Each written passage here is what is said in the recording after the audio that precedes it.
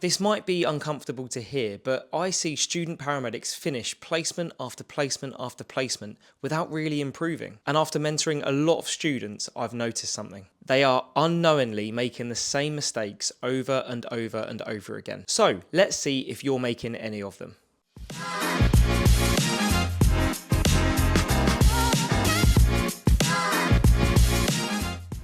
Hello and welcome back to another episode of Paramedic TV. My name's Tommy and this is presented by PocketClinician. So there's quite a few things I'm going to be doing today. Firstly, halfway through this video, I'm going to be announcing the subscriber who has earned themselves this bundle. So stay tuned for that. And I've got something to apologise for because you've probably noticed I haven't posted a video for about 2 weeks. And the simple reason is I was on holiday. I did plan to do something with the beautiful horizons of Cornwall behind me, but I just didn't have the time. And as you know, it's been bloody hot, hasn't it? Here we are, I'm back off holiday and we're getting straight into it. And don't forget, if you like the previous videos, and you probably will like this one as well, then don't forget to subscribe to my channel and like the video. And if you've got anything to say, pop a little comment in there as well. So let's just get straight into it. Now, the reason I made this video is because I do see students, they do a whole placement block and they don't really show much improvement. And then at the end of the placement, they fail it, or they need to redo it, or they've got put onto an action plan, and they question themselves, why did this happen? And 99% of the time, it's all down to one thing. And we're going to be discussing a few of those mistakes that all come under that umbrella of confidence as we go through this video. So the first one on the list is they are waiting to feel confident before doing anything. This is probably the biggest one. I see students, they come onto the truck and they head out onto the first job and they sit back and they think, right, I'm gonna watch as much as I can, and then once I feel confident enough, that is when I will go in and ask a couple of questions, or I'll go in and lead a treatment plan or take a set of obs or something like that. And I even see it with first years. They sort of, they observe, and that's absolutely fine. But they sit to themselves and they think, right, I'm going to wait until I get to this level of confidence before I start trying. But the thing is, you're never going to feel that confident until you make mistakes and just get yourself stuck in. So the only thing that you're going to be able to do to build that confidence is to just get stuck in from the first shift. Now, when I have students with me on their first ever day even, I get them involved, whether it's taking a set of obs or chatting to a patient or getting their medical history. You need to be getting stuck in nice and early, because without that, you're not going to build that level of confidence that you feel like you need to be able to get onto the ambulance and do the job properly. So yeah, I'm sure I've said this before, but confidence comes after experience, not before. So the only way you're going to do it is to just throw yourself in the deep end. And you can turn around to your mentor and say, hey, look, I'm not massively confident on this, but can I give it a go? Can you just give me a bit of space and let me just try to ask a few questions, or interpret the ECG, or whatever you feel like you want to do, depending on whereabouts you are on your placement. And I think even I made this mistake. When I first started going out on the road, I was thinking, okay, I'll do more when I feel more confident to do it, because that's the way that our brains are designed to work, right? You're only going to do something if you feel like you're going to execute it well. Unfortunately, with this job, you've got to kind of make a few mistakes and do it badly before you can start feeling confident in doing it well. Think back to your first ever cannula. Now, the first cannula I did, my hands were shaking and I was thinking, it's a massive vein. This bloke had veins like drain pipes. And even my crewmate, annoyingly, said, oh, if you miss this, then you might as well quit your job, obviously as a joke. And I went in and my hands were shaking. And the poor patient was probably thinking, is this guy even meant to be a paramedic? I don't even know. But yeah, my hands were shaking and I was just so nervous about doing it wrong. You know, you are essentially stabbing a patient and you don't want to hit any of those really intricate structures around their arm.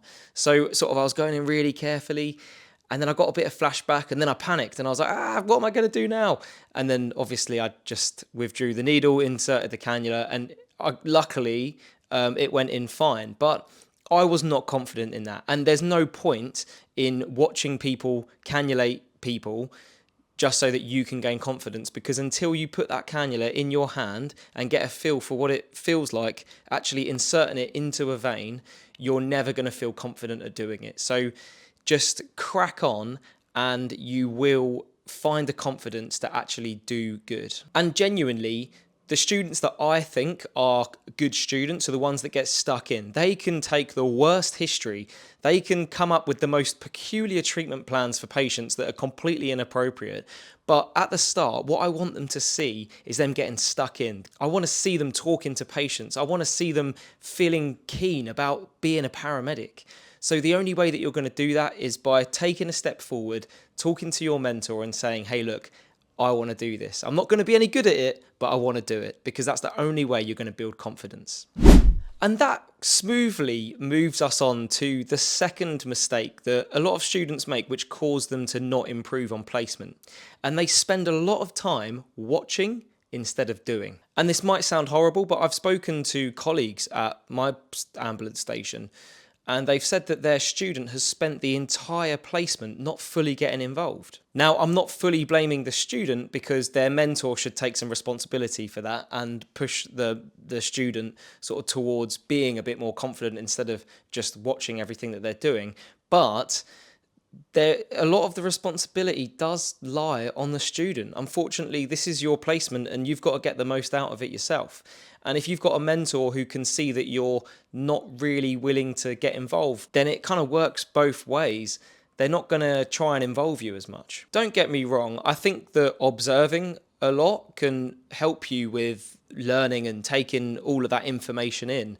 But really, until you start doing it, like I just said on the last point, you're going to reach a point where you're not going to learn anymore. What's the saying that they say? It's something like, you watch one, do one, and then teach one, or something like that. And that's the way to master. I mean, obviously, watch one, do one, teach one isn't going to make you a master, but I think that it's got a good sort of basis to what it's talking about. You can watch and observe a certain amount, and then you can do a certain amount, and then it's only until then that you're ready to teach it, and then that's when you're competent and really confident and actually able to do that task. I say to my students, look, spend the first shift or two observing if that's what you want to do, but on shift number 2 or 3, you're getting stuck in, no matter what year you're in, because that is the only way that you're going to learn is by doing history taking questions, doing paperwork, placing the ECG dots on the patient, doing paramedic skills. That is what will make you learn. Next up on the list is that they become obsessed with looking competent. So I've seen it before where a student, they come in, I've never met them before, their mentor might have gone off on holiday or been sick or something like that, and they've been put with me, and they come in, they march in, hi, no, I've been doing loads of stuff, I'm actually fine at the moment, placement's going really well. And I'm like, okay, fine, well, what do you want to do? Do you want to swap after each job, or do you want to attend for the first half, or how do you want to play it? And they'll say, well, yeah, I mean, it's up to you really. And I can tell straight away that they're trying to get out of doing anything, which is fine. It might be hot or they might be tired, but really, like I said, placement is to learn, and it's the looking competent instead of being competent. And so we get to the first job and I say, right, go on, off you go, mate. You can attend this one, especially if they're like coming to the end of their second year or if they're in their last year. And I can see straight away that they become a bit nervous and the imposter syndrome starts to kick in a little bit. And that's normal. You're not going to be amazing. You're not going to work as a consultant paramedic straight away. Just because you're in your third year and you might be experienced doesn't mean that you have to be 100% on it with everything. As long as you can take a basic history and safely manage and treat a patient, then that's all people ask you to do. But yeah, I mean, going back, I do see it. I think there's a lot of students, especially when they get into that second year, and they see the new first years come in and they might be teaching them things, or they might tell them stories of the road, and it makes you feel a lot more competent and knowledgeable than you might actually be. So don't be that student. Be the one who is humble with their level of knowledge and is still willing to learn, understand that you're going to make mistakes on the road, but just keep going. Because the idea of being a student is to be incompetent. up until you're ready to qualify. So there's no need to be obsessed with looking really clever or being the best in your cohort or better than your crewmate's junior clinician or anything like that. It's not a game of trying to be better than anyone else. It's a game of you learning so that you can be the best paramedic that you can be. So if you as a student are put in a position where your mentor has gone off on holiday or gone sick and you're working with someone new that day, then don't sort of waltz in like you're really good and then fall to pieces when you go to attend a job, because all it's going to do is kick up your mentor and think, okay, well, it's an attitude problem. And it's always attitude issues that make students fail placement. Always. In fact, maybe a couple of cases, but 99% of the time, it's all due to attitude, behaviour, and professionalism. So if you just walk in and say, hiya, I'm the student, these are the things that I'm struggling with at the moment, and I'd love to attend, but this is what I'm going to need from you to help me do better, then that will create the ideal learning environment so that you can get the most out of that placement block or that shift. Okay, this is the point where I am going to tell you who has won this student paramedic bundle. So drum roll, please. Emily Richardson, you are the winner of a student paramedic bundle. So you need to email me, PocketClinician@outlook.com, or find me on Instagram, it's PocketClinician, or just Paramedic TV. Send me your address and I will get that shipped out to you as soon as you get in touch. But you've only got a couple of days. So if you're not going to get in touch with me, then I'm going to put it back out there and choose a new subscriber. Sorry.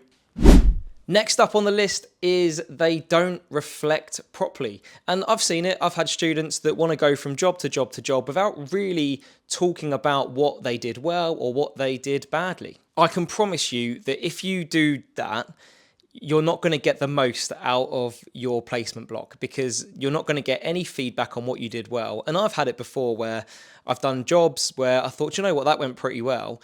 And someone's come up to me and said, oh, are you a bit tired today, mate? You didn't do that as well as you've done that before. And I thought, oh, well, I thought I did quite a good job, to be fair.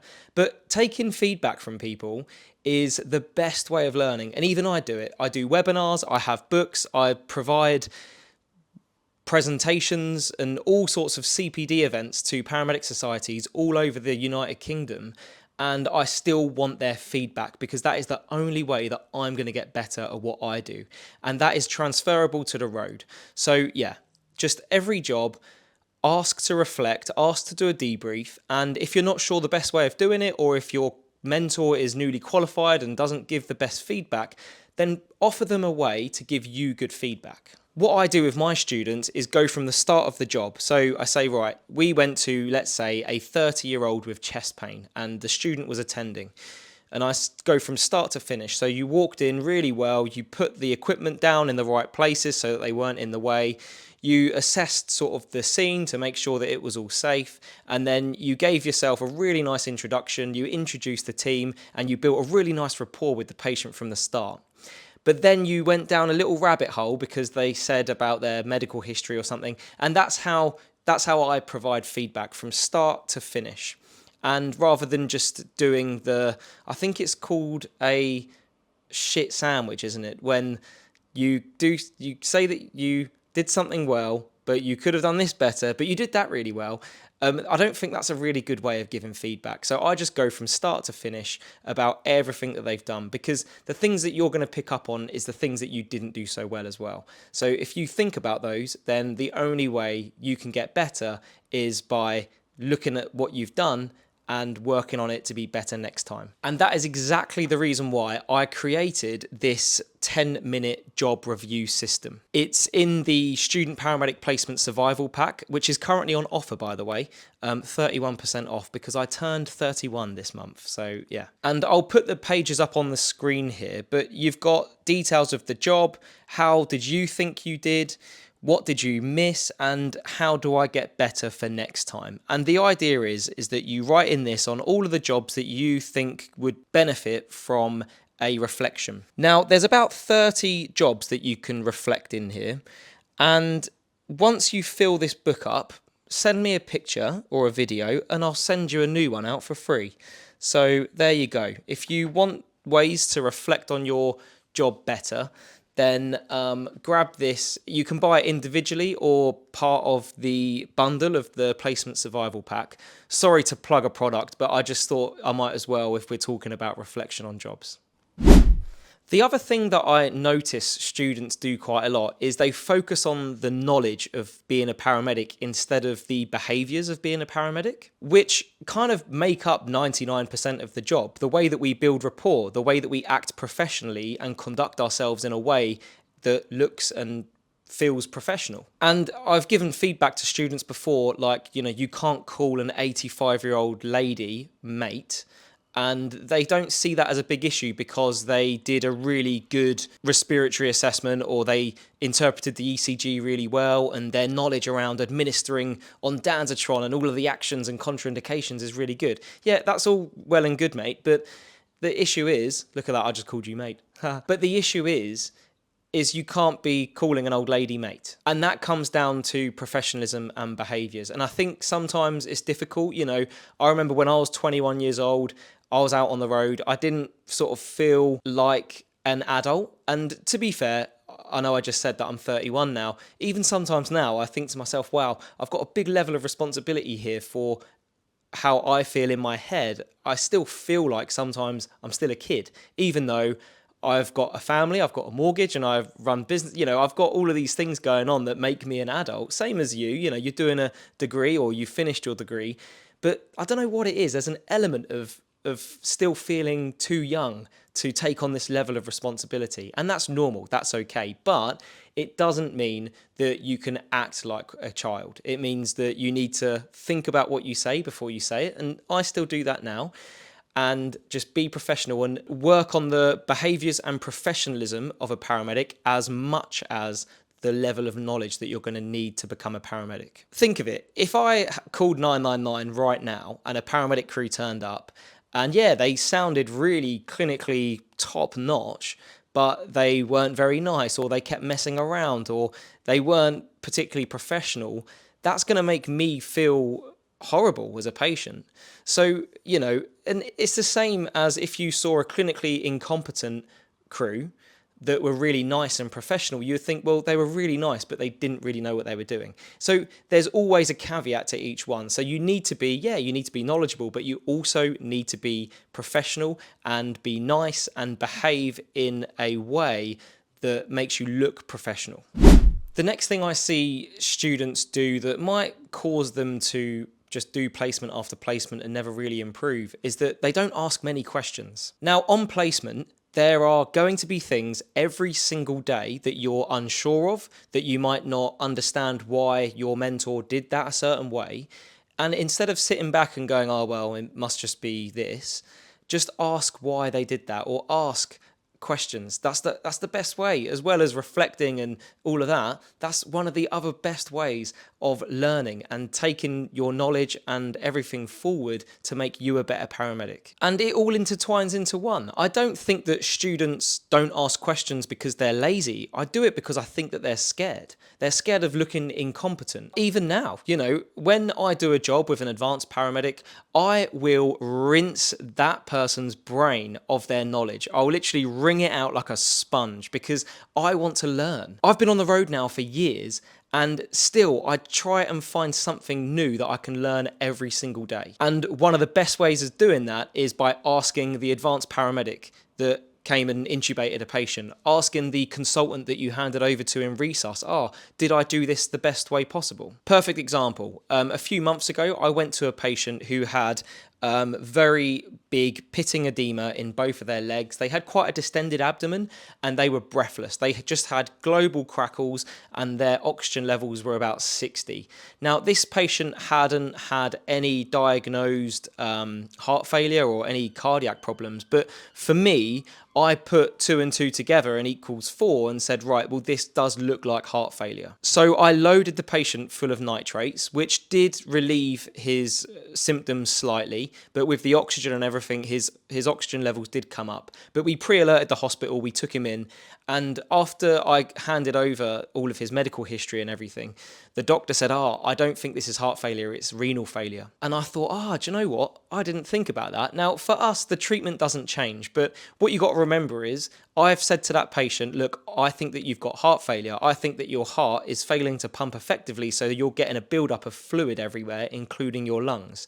That patient now thinks he's got a heart problem, but actually he's got a kidney problem. So even just by me telling the patient the wrong thing is a big issue.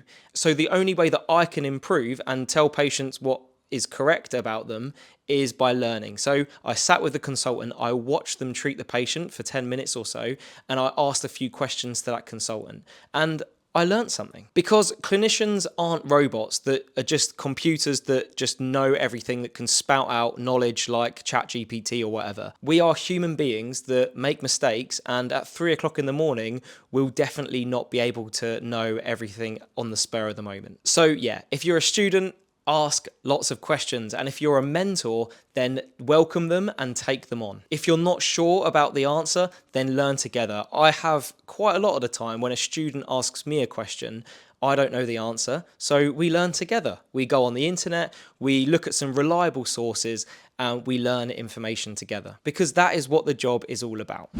So the last one on the list is that they don't put themselves in difficult situations. And I've seen it before. I've got a student in the back or in the passenger seat, and they're more than happy to attend the fall or the chest pain or whatever. But as soon as we go to a major trauma, they step aside and say, do you know what, I think you might need to do this. And I don't mind, because even I feel out of my depth sometimes, and 100%, if you're a student in your second year, then you might struggle a bit managing a patient who's just jumped out of a 4th floor or who is in cardiac arrest. That's absolutely fine, but give it a go. If you have a good mentor standing next to you, they will say, crack on and I'll help you when you need it. You get a little bit stuck, they jump in, put you back on the right track, and then step back again. I find that the students that really do improve quickly are the ones that say, do you mind if I do the handover? Can I take this history? Or the best question that I love hearing coming into my ear is, can I lead this job? Because it shows initiative, it shows that they're willing to throw themselves into the deep end, but also they're putting themselves into that difficult situation. The problem is, when you qualify, you don't have a choice about what situation you're going to get put into. You get dispatched to a job from the control room and you have to deal with it. So you might as well start learning early and throw yourself into the deep end whilst you've got a mentor standing next to you that can tell you when you're doing things right or wrong.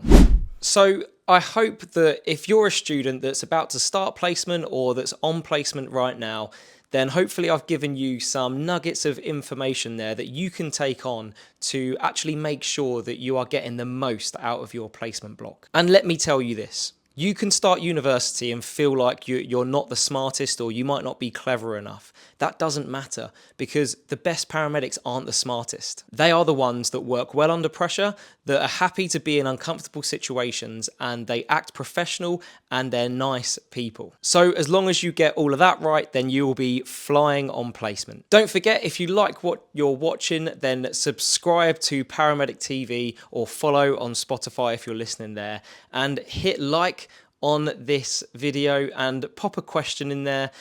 I've got so many plans for Paramedic TV. I'm going to be getting guests on soon, and we're going to be doing a little bit of clinical stuff, but I want to focus it mainly on life on the road as opposed to being like a clinical podcast, because, well, there's loads of them out there. So what's the point in adding another one to the sea of clinical podcasts out there? And like I said before, this student paramedic placement survival pack is currently on offer. It's 31% off. So if you want to feel more confident on placement, if you want your paperwork writing guide, your reflection journal, your mentor survival guide, because let's face it, we're all going to have a difficult mentor at some point, and a quick ECG reference guide, then this is the thing to get. And if you were the winner of the student paramedic bundle, then message me on Instagram or send me an email and I'll get that bundle sent out to you. Apart from that, my name's Tommy, this is Paramedic TV, until next time.